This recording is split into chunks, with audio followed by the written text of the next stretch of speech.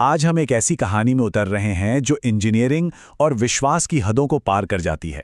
सोचिए, रेगिस्तान के बीचों बीच एक ऐसा ढांचा बनाना जो सिर्फ एक इमारत नहीं बल्कि खुद ब्रह्मांड के रचयिता का घर हो। चलिए देखते हैं ये कैसे मुमकिन हुआ। तो देखिए, शुरू से ही एक बात साफ थी।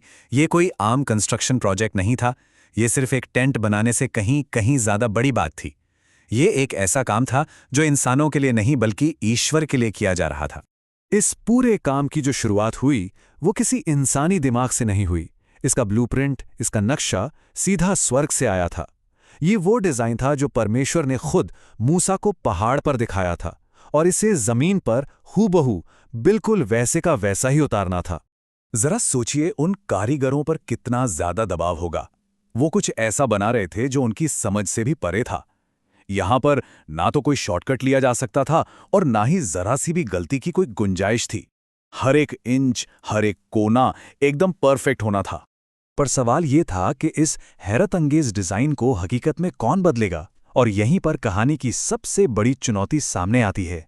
इसे बनाने वाले लोग कोई माहिर कारीगर नहीं थे, बल्कि वो लोग थे जिन्होंने अपनी पूरी जिंदगी गुलामी में बिताई थी। ये बदलाव वाकई में अविश्वसनीय था। जिन हाथों को मिट्टी गूंथने, भूसा उठाने और ईंटें बनाने की आदत थी, अब उन्हीं हाथों को हुक्म मिला था कि वो सोने, चांदी और कीमती मलमल पर कारीगरी करें। तो फिर हुनर की ये कमी पूरी कैसे हुई? इसका जवाब भी ईश्वरीय था। परमेश्वर ने बजलेल और ओहोलियाब जैसे कुछ लोगों को चुना और उन्हें ऐसी बुद्धि, ऐसा हुनर दिया जो आम इंसानों के पास नहीं होता। और सबसे कमाल की बात, उन्हें दूसरों को सिखाने की काबिलियत भी दी। और इस तरह गुलामों की एक पूरी की पूरी पीढ़ी माहिर कारीगरों में तब्दील हो गई। चलिए अब बात करते हैं प्रैक्टिकल चुनौतियों की। सामान कहाँ से आएगा और इस बंजर रेगिस्तान में जहां कुछ भी नहीं उगता, वहां काम कैसे होगा? यहाँ एक बहुत बड़ी समस्या थी। सोना और चांदी पिघलाने के लिए बहुत ज्यादा तापमान चाहिए, करीब करीब 1000 डिग्री सेल्सियस। आज के ज़माने में तो ये आसान है, पर उस वक्त उस वीरान रेगिस्तान में बिना कोयले के इतनी गर्मी कैसे पैदा की जा सकती थी? इसका जवाब भी उसी रेगिस्तान में छिपा था, बबूल के पेड़ का कोयला। ये कोई आम लकड़ी नहीं थी, ये बहुत धीरे धीरे और बहुत तेज तापमान पर जलती थी। यही वो राज था जिसने नामुमकिन गर्मी को मुमकिन बना दिया। जरा उस मंजर की कल्पना कीजिए। एक तरफ रेगिस्तान की जानलेवा गर्मी है और दूसरी तरफ ये भट्टियां जो 1000 डिग्री से भी ज्यादा आग उगल रही हैं। सोने को पिघलाने का ये काम बहुत ही मुश्किल था।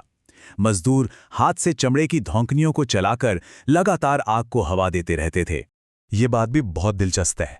तंबू का ढांचा जिस बबूल की लकड़ी से बना, वो बाहर से देखने में कांटेदार और टेढ़ी मेढ़ी होती है, लेकिन अंदर से ये लकड़ी पत्थर की तरह मजबूत थी। इसमें ना कीड़े लगते थे और ना ही ये सड़ती थी। यानी एक पवित्र इमारत के लिए जो मजबूती और टिकाऊपन चाहिए था, वो सब इसमें मौजूद था। और काम का स्केल तो देखिए। उस टेढ़ी मेढ़ी लकड़ी से करीब 4.5 मीटर ऊंचे 48 एकदम सीधे तख्ते बनाने थे। और सिर्फ इतना ही नहीं, हर एक तख्ते पर खालिस सोने की परत चढ़ानी थी। ये कोई छोटा मोटा काम नहीं था। अब बात करते हैं इस तंबू की इंजीनियरिंग की, जो अपने आप में एक चमत्कार था।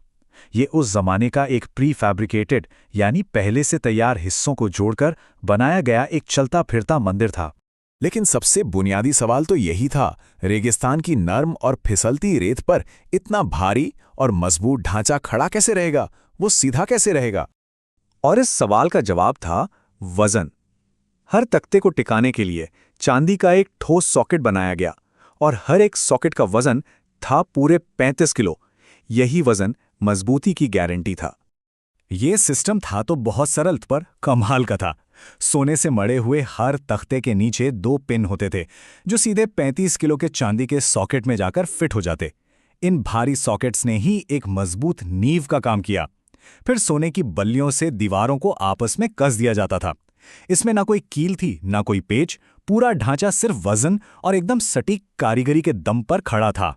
तो अब कहानी उस मोड़ पर आ पहुंचती है जब तंबू बनकर तैयार हो गया था। अब वो समय था जब इस सारे काम का असली मकसद सामने आने वाला था।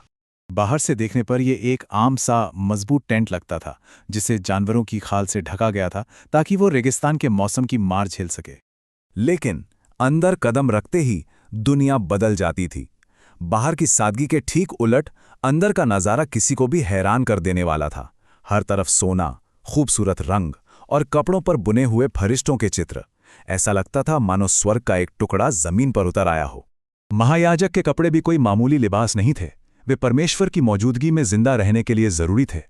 उनके लिबास में लगी सोने की छोटी छोटी घंटियों की आवाज इस बात का सबूत थी कि वो अंदर पवित्र स्थान में अभी भी जीवित हैं। अगर घंटियों की आवाज आनी बंद हो जाए तो समझो कुछ गड़बड़ है। ये सच में जीवन और मृत्यु का मामला था। और फिर वो पल आया जिसने उनके सारे काम को सही साबित कर दिया। परमेश्वर की महिमा एक बादल की तरह उतरी और पूरे तंबू में इस तरह भर गई कि मूसा तक उसके अंदर नहीं जा सका। अब ये सिर्फ इंसानों का बनाया ढांचा नहीं था, ये सच में ईश्वर का घर बन चुका था। आखिर में ये समझते हैं कि इस चलते फिरते मंदिर ने उन लोगों की जिंदगी में क्या भूमिका निभाई और इसका आगे चल के क्या महत्व था। ये तंबू अब सिर्फ पूजा की जगह नहीं था, ये उनका गाइड बन गया था, उनका जीपीएस। अगले 40 सालों तक रेगिस्तान में उनका हर एक कदम इसी तंबू से तय होता था। दिन में बादल का एक खंभा और रात में आग का एक खंभा उन्हें रास्ता दिखाता। जब बादल उठता तो सब अपना सामान बांधकर चल पड़ते। जब बादल रुकता तो वो भी रुककर तंबू को दोबारा खड़ा कर देते। ये उनकी दुनिया का चलता फिरता केंद्र था। लेकिन देखिए, ये तंबू हमेशा के लिए नहीं था। ये तो बस एक शुरुआत थी, एक झलक। इसकी हर एक चीज, इसका हर एक हिस्सा किसी ज्यादा बड़ी और स्थायी चीज की तरफ इशारा कर रहा था। तो सवाल ये है कि वो स्थायी संरचना क्या थी जिसका ये तंबू सिर्फ एक नमूना था। इस सवाल के साथ मैं आपको छोड़े जाता हूं।